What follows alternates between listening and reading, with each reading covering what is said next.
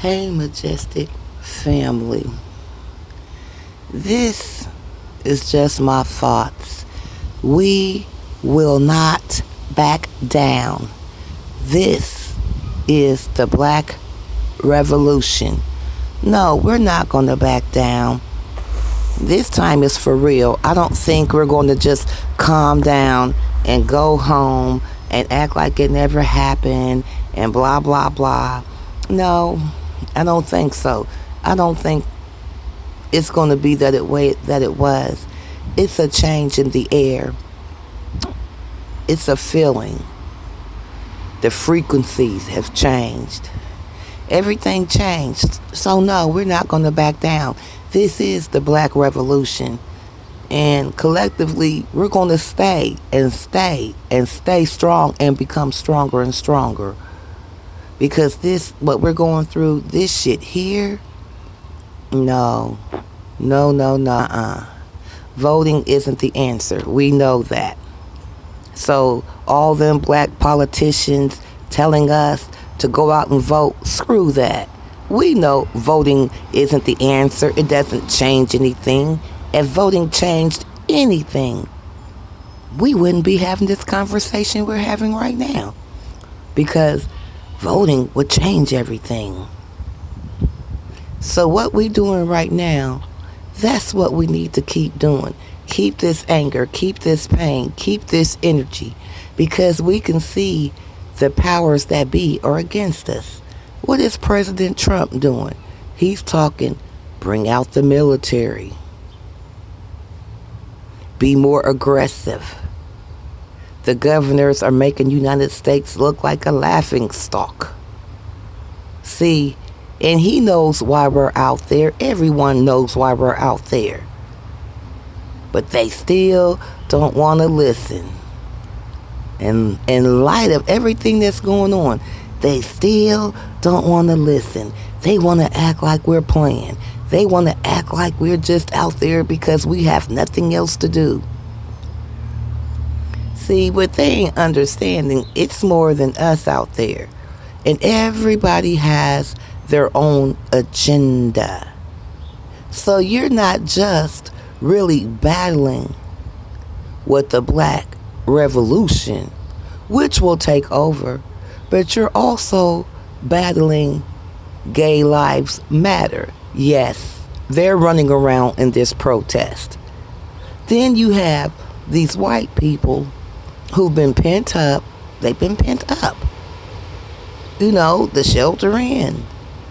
And they're angry. Loss of income.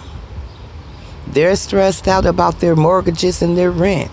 They don't know if they can go back to work or not. Because let's face it, the economy hasn't completely opened up. Everyone isn't going back to work. And the businesses that are open are getting a lot of customers. People aren't just running up in there. The economy is on. So you have a lot of scared white people running around.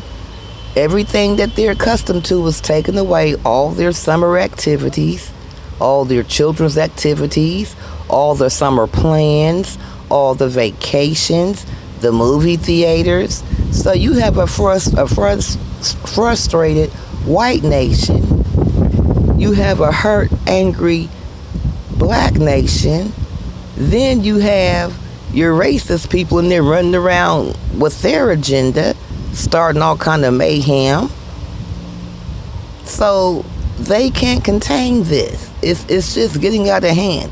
And then you have other countries, Canada, Mexico, Italy, Brazil, Britain, Australia, Ireland, Poland, a couple of more I can't name. They're protesting. So the whole entire globe is going crazy. This is the start of the Black Revolution. We will not back down. We will not. We have no reason to. I mean, look at the planet. Look at the planet. These racists, these bloodthirsty, murderous racists got the planet in an uproar. So now you got buildings being burnt, and everyone wants to point fingers at the protesters But nobody's saying anything about the judicial system. Nobody's mentioning the racist cops.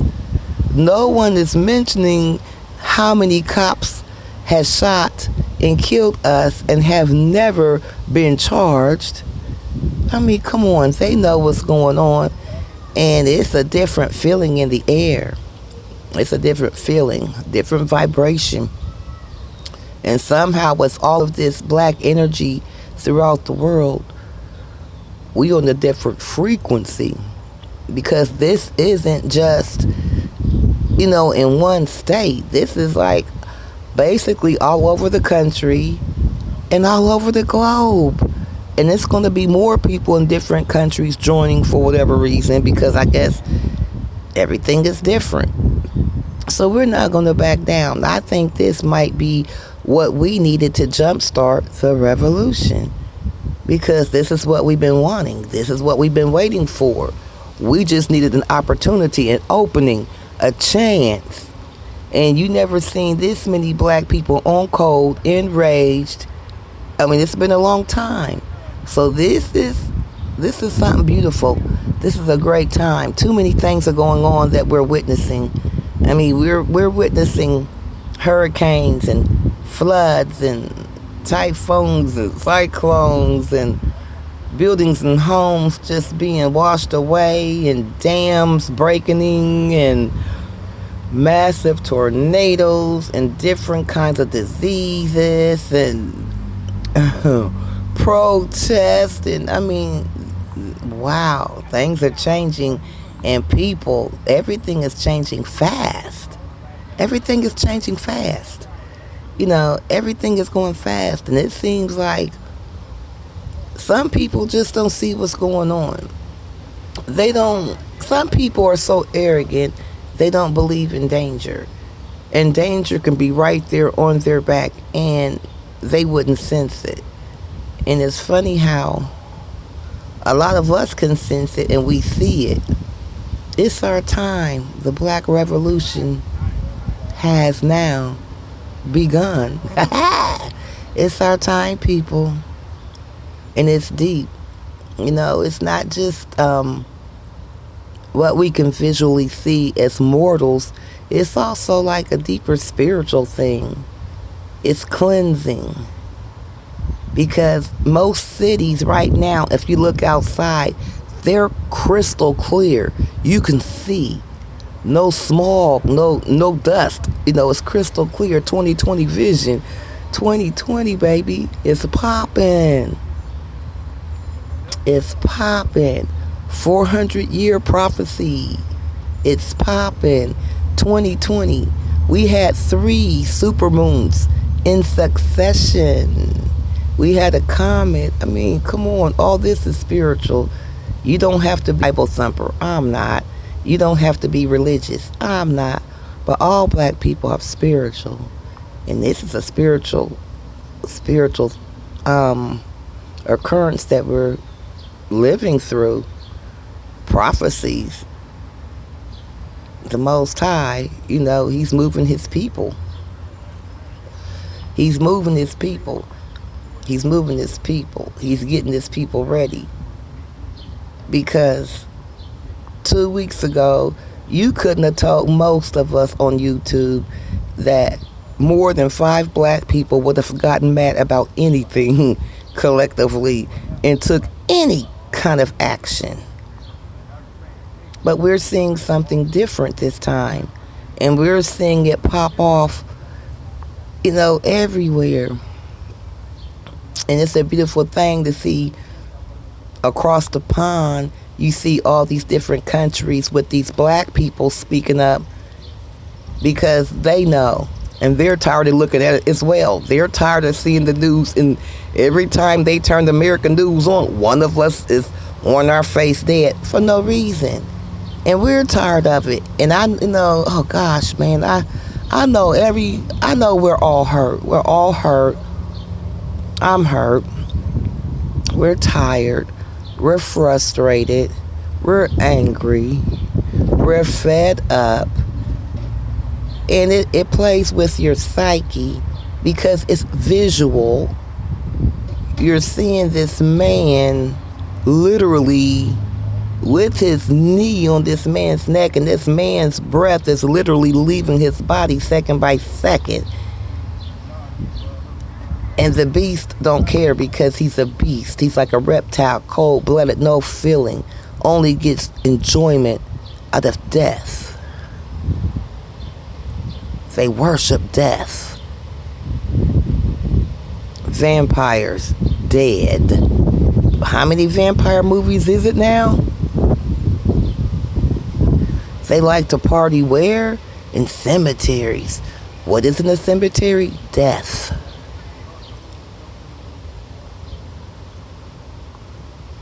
Come on.